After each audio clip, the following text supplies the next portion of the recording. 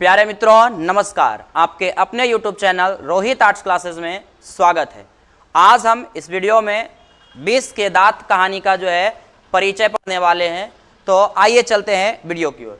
कहते हैं कि 20 के दांत जो है आपका है क्या, तो कहानी है। 20 का दांत जो चैप्टर है हम लोग जो पढ़ रहे हैं वो क्या है, तो आपका कहानी है। ये 20 का दांत जो है ये लिया गया है 20 के दांत तथा अन्य कहानियां नामक कहानी संग्रह से। और 20 के दांत के लेखक जो हैं नलिन विलोचन शर्मा हैं। 20 के दांत तथा अन्य कहानियां जो है एक इनका रचना है और वहीं से ये आया है कौन, तो आपका 20 के दांत। क्वेश्चन आता है कि 20 के दांत जो है रचना की कौन सी विधा है, विधा मतलब प्रकार, तो आपका क्या है, कहानी है। कहां से लिया गया है, तो 20 के दांत तथा अन्य कहानियां से। ये लिया कहां से गया है, तो 20 के दांत तथा अन्य कहानियां से। इसके लेखक कौन है, तो आपका नलिन विलोचन शर्मा है। और ये जो थे इनका जन्म हुआ था 18 फरवरी 1916 ईस्वी को पटना के बदरघाट में। पटना के बदरघाट में, पटना में एक स्थान है बदरघाट, वहीं इनका जन्म हुआ था 18 फरवरी 1916 ईस्वी को। इनका मृत्यु हो गया 12 सितंबर 1961 ईस्वी में पटना में। मृत्यु भी हुआ कहाँ, तो पटना में ही। देखिए 16 में जन्म लिए थे और जो है उलट दिए तो उलट गए तो डेट भी उलट गया मतलब मर गए। तो जब ये मर गए तो इनका जो है मृत्यु का जो डेट था वो भी उलट गया। तो इनका मृत्यु हो गया 12 सितंबर 1961 ईस्वी को पटना के कहाँ, तो आपका बदरघाट में। इनके माता जी का नाम था रत्नावती शर्मा। नलिन विलोचन शर्मा जी के माता जी का जो नाम था, नलिन विलोचन शर्मा के माता जी का नाम जो था रत्नावती शर्मा और पिताजी का जो नाम था पंडित रामावतार शर्मा। पिताजी का नाम पंडित रामावतार शर्मा था, माता का नाम जो है आपका रत्नावती शर्मा था। नलिन विलोचन शर्मा जो थे पंडित रामावतार शर्मा के ज्येष्ठ पुत्र थे। पंडित रामावतार शर्मा के जो थे ज्येष्ठ पुत्र। ज्येष्ठ पुत्र का मतलब होता है सबसे बड़ा बेटा, सबसे बड़ा पुत्र, ठीक है। सबसे पहले पुत्र थे कौन, तो आपका नलिन विलोचन शर्मा। किनके, तो पंडित रामावतार शर्मा के। अगर क्वेश्चन आ जाए कि पंडित रामावतार शर्मा के ज्येष्ठ पुत्र कौन थे, तो नलिन विलोचन शर्मा थे। इनका जन्म 18 फरवरी 1916 के पटना के बदरघाट में, मृत्यु 12 सितंबर 1961 को पटना में ही हुआ था। और इनका जो माता जी का नाम था रत्नावती शर्मा और पिताजी का नाम पंडित रामावतार शर्मा। आगे देखिएगा, समझिएगा। यह जो थे यह जन्मना भोजपुरी भाषी थे। जन्म से ये भोजपुरी बोलते थे। जो जन्म से जो है कौन सी भाषा बोलते थे, तो ये जन्म से जो है भोजपुरी भाषा बोलते थे। जैसे कि अलग अलग क्षेत्रों में अलग अलग जब जन्म लेता बच्चा तो उस क्षेत्र का जो भाषा होता है, उनके माता पिता की जो भाषा होता है वही उसका भी भाषा होता है। तो इनका जो बचपन का जो भाषा था, जन्म की भाषा जो था, जन्म जब लिए थे उस समय, तो बचपन में ये जो है भोजपुरी बोला करते थे। उनकी स्कूली शिक्षा जो है पटना कॉलेजिएट स्कूल से हुआ। इनके जो है स्कूली शिक्षा जो है कहाँ से हुआ, तो पटना कॉलेजिएट स्कूल से हुआ।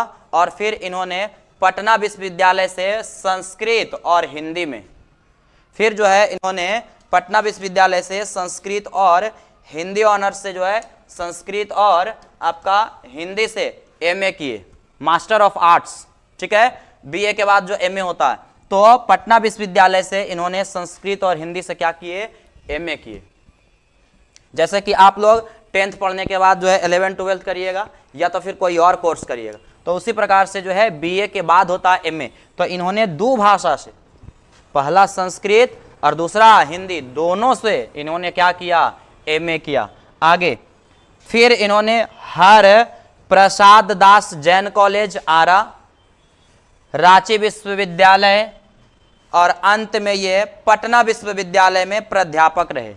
फिर इन्होंने जो है शिक्षक के रूप में, प्राध्यापक के रूप में काम किया। सबसे पहले इन्होंने जो है हर प्रसाद दास जैन कॉलेज आरा में इन्होंने जो है शिक्षण का काम किया, शिक्षक का काम किया, पढ़ाने का काम।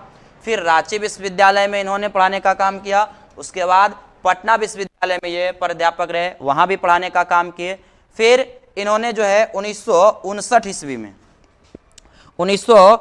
ईस्वी में पटना विश्वविद्यालय के हिंदी विभाग के, पटना विश्वविद्यालय के हिंदी विभाग के ये अध्यक्ष बन जाते हैं।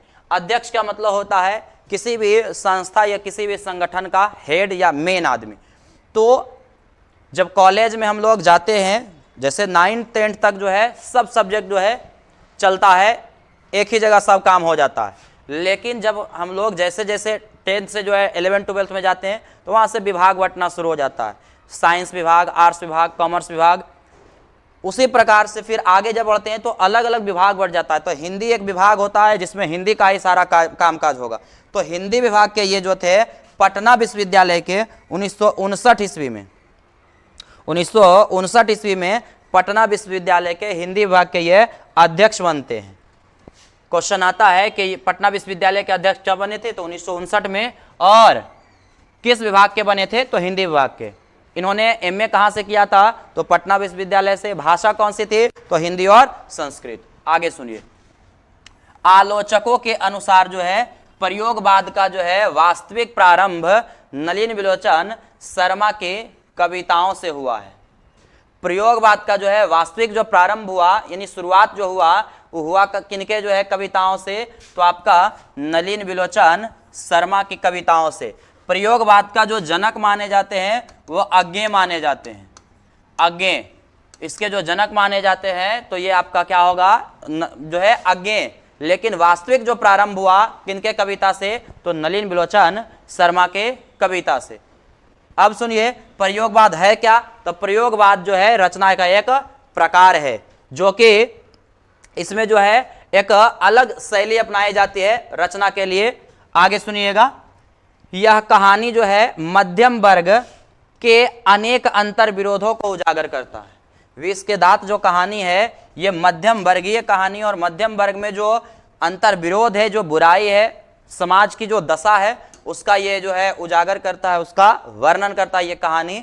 नलिन विलोचन की जो है प्रमुख रचनाएं, पहला दृष्टिकोण, दूसरा आपका मानदंड, विष के दांत, संत परंपरा और साहित्य, संत परंपरा और साहित्य। अगला नकेन दो, फिर है आपका नकेन के प्रपद। सुनिएगा, पहला मानदंड, पहला आपका रचना इनका है पहला दृष्टिकोण, पहला दृष्टिकोण, दूसरा मानदंड, तीसरा विष के दांत, चौथा संत परंपरा और साहित्य। संत परंपरा और साहित्य। एक रचना और हम इनका लिख सकते हैं, साहित्य का इतिहास दर्शन, साहित्य का इतिहास दर्शन, साहित्य का इतिहास दर्शन। फिर आपका नकेन दो और नकेन के प्रपद। ये सभी रचनाएं जो है आपका नलिन विलोचन शर्मा की है। इस कहानी में जो है, इस कहानी में मध्यम वर्ग में जो कुपरिणाम है, जो लोगों की जो मानसिकता होती है और किस तरह से जो है मध्यम वर्ग के परिवार जो अपना जीवन चलाते हैं, उसके बारे में वर्णन किया गया है। तो इसके जो है अगले पार्ट में, अगले वीडियो में हम लोग जो है इस कहानी को जो है बेहतर तरीके से पढ़ेंगे। तो आप जो है इसको देखने के बाद जो है प्लेलिस्ट में अगले वीडियो में आप जाकर देख सकते हैं। इसका जो है वीडियो इतना बेहतर से जो है आपका दिया जाएगा कि आपका पूरा यूट्यूब पर जो है खोजने पर भी ऐसा वीडियो नहीं मिलेगा। तो आज के लिए इस क्लास में इतना ही। सभी को जो है thanks for watching this video. मिलते हैं अगले वीडियो में।